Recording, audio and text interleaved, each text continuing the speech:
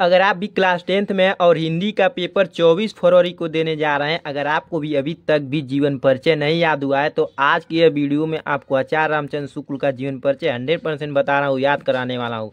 बिल्कुल ट्रिक के माध्यम से याद कराऊंगा, एकदम आसान और सरल भाषा में ले आया हूँ। अगर आप ये मेरी वीडियो को लास्ट तक देखोगे तो आपको ये जीवन परिचय 100% बता रहा हूँ याद ही हो जाएगा, क्योंकि बहुत ही इंपॉर्टेंट जीवन परिचय है। अगर आप इसे आचार्य रामचंद्र शुक्ल का जीवन परिचय स्किप कर दोगे तो अब तो आपका 5 नंबर बोर्ड एग्जाम में कटने वाला है। अगर आपको 5 नंबर चाहिए तो आपको पूरा वीडियो को लास्ट तक देखना है और अच्छे से इसे याद कर लेना। अगर आपने मेरी वीडियो को ही देख लिया 2 से 3 बार तो आपको मैं गारंटी के साथ कह रहा हूँ आपको ये जीवन परिचय याद हो जाएगा। तो चलिए मैं वीडियो को स्टार्ट करूँगा। तो देखो, आचार्य रामचंद्र शुक्ल का जन्म सन 1884 में बस्ती जिले के अगोना नामक ग्राम में हुआ था। ठीक, 1884 में कहाँ पर हुआ था? बस्ती जिले के अगोना नामक ग्राम में हुआ था। ठीक है, तो देखो ये सन मैंने काले पेन से लिखा। अगर आप भी बोर्ड एग्जाम में काले पेन से जो मेन पॉइंट है हाईलाइट कर दोगे तो बोर्ड एग्जामिनर को अच्छा लगेगा देखने में। आपको पूरा आपका जीवन परिचय पढ़ेगा ही नहीं, अगर वो हाईलाइट पॉइंट ही देख लेगा तो आपको पूरा नंबर दे देगा, समझे? इसलिए मैं बोल रहा हूँ जो मैंने काले पेन से लिखा हूँ हाईलाइट कर देना उसे भी आप लोग, तो ज़्यादा अच्छा रहेगा। अब बाकी आपकी मर्जी। तो देखो चलो अगला देखते हैं, अगला कर रहे हैं। अगोना नामक ग्राम में हुआ था। तो इनके पिता का नाम पंडित चंद्रबली शुक्ल था और ये मिर्जापुर के सुपरवाइजर थे। क्या थे? इनके पिता का नाम क्या था भैया? पिता का नाम पंडित चंद्रबली शुक्ल था और ये मिर्जापुर के सुपरवाइजर थे।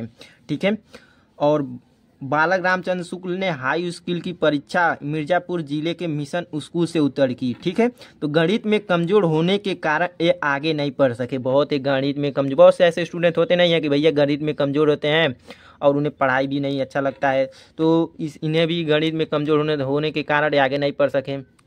ठीक है, क्या हुआ फिर? क्या हुआ तो देखो, इंटरमीडिएट की परीक्षा इलाहाबाद से ली थी, पर इलाहाबाद से ली, किंतु परीक्षा से पहले ही इनका विद्यालय छूट गया।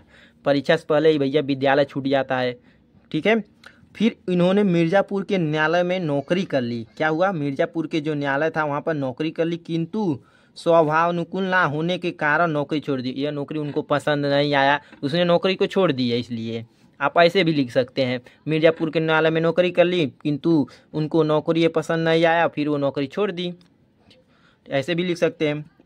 ठीक है, और मिर्ज़ापुर के मिशन स्कूल से चित्रकला के अध्यापक हो गए। क्या हुआ? मिर्ज़ापुर के स्कूल से चित्रकला के अध्यापक हो गए। इन्होंने अनेक कहानी, कविता, निबंध, नाटक आदि की रचना की। ठीक है, कहानी की रचना की, कविता की रचना की, निबंध की रचना की और नाटक की। आपको एमसीक्यू में पूछ सकता है कि आचार्य रामचंद्र शुक्ल का रचना कौन सी की, किस चीज़ की रचना की थी, और ऑप्शन में दे देगा। तो आप लोग रचना ध्यान दीजिएगा, किस किस रचना की थी? कहानी, कविता, निबंध, नाटक आदि की रचना की। इनकी विद्वता से प्रभावित होकर इन्हें हिंदी शब्द सागर के संपादन कार्य में सहयोग के लिए श्याम सुंदर दास जी द्वारा काशी नगरी परिचारिणी सभा में सम्मान बुलवाया गया। ठीक, अब देखो ये जो हिंदी शब्द सागर है, आप चाहे तो इसे भी काला पेन से लिख सकते थे, मैंने यहाँ पर भूल गया, मैं नहीं लिखा, ये मेन भी पॉइंट है। हिंदी शब्द सागर के संपादन कार्य में सहयोग के लिए श्याम सुंदर दास जी द्वारा काशी नगरी परिचारिणी सभा में सम्मान बुलवाया गया। फिर क्या हुआ? फिर देखो, इन्होंने 19 वर्ष तक काशी नगरी परिचारिणी पत्रिका का संपादन भी किया। देखो, मैंने 19 वर्षों तक काशी नगरी परिचारिणी पत्रिका का संपादन किया था, मैंने इसे भी काले पेन से लिखा है। अगर देखो ऐसे ही लिखोगे तो आपको भी एग्जामिनर डायरेक्ट उसकी नज़र मेन पॉइंट पर ही जाएगी। अगर वो मेन पॉइंट पर जाता है तो आपको पूरा नंबर देकर ही जाएगा, क्योंकि उसे क्या ज़रूरत है? मेन पॉइंट ही, जन्म कब हुआ था, मृत्यु कब हुआ था, उनका जन्म स्थान क्या था, ये सारी चीज़ें क्या क्या की उन्होंने किया था, उनकी शिक्षा दीक्षा कहाँ तक हुई, यही सारे मेन पॉइंट ही देखता है। पर मैं जो काले पेन से लिखा हूँ आप लोग वही लिख दोगे, बहुत है। ठीक है, बाद में इनकी नियुक्ति काशी हिंदू विश्वविद्यालय में हिंदी के प्राध्यापक पद पर हो गई।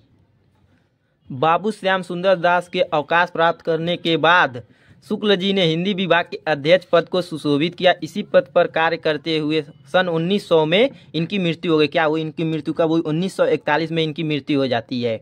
ठीक है, आप लोग इसे भी काले पेन से लिखिएगा, 1941 को मेन पॉइंट है ये भी। इनकी मृत्यु कब हुई थी? आचार्य रामचंद्र शुक्ल, तो आप बोलिएगा 1941 में हो गई थी। तो अब इनके देखो रचनाएं तो मोस्ट इंपॉर्टेंट है। देखो 3 नंबर में आपको जीवन परिचय लिखना रहता है और 2 नंबर में रचनाएं लिखनी होती है। तो 2 नंबर में आप लोग लिखोगे तो ही आप रचनाएं नंबर पाओगे 5 नंबर कुल मिलाकर।